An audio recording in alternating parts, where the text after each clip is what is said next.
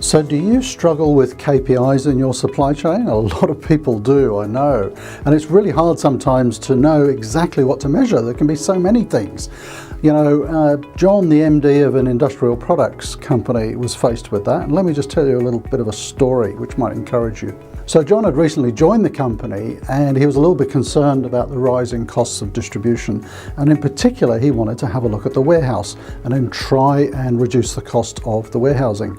Now, interestingly enough, within the business, when he moved in there as MD, they thought it was pretty good, their performance, and they thought their productivity was pretty good.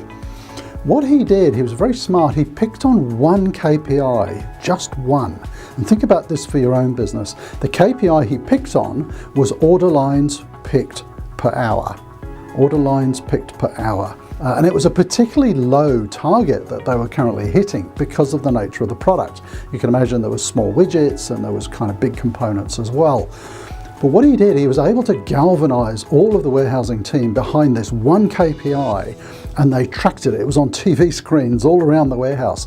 And they had teams working on how to improve processes to try and raise this one KPI, which was lines picked per hour, order lines per hour. And over time, they gradually reached their targets. They exceeded their targets.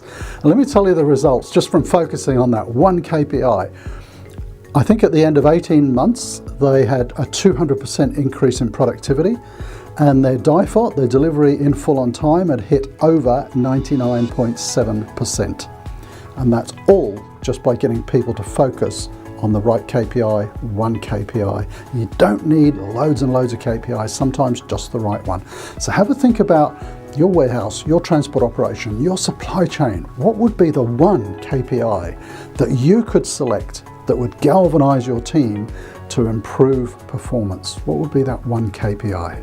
Now, if you want to hear more about this particular case studies and other case studies, and a lot more about how to use benchmarking and KPIs, that's going to be one of the topics that we talk about at a full day supply chain workshop coming up in February in Australia.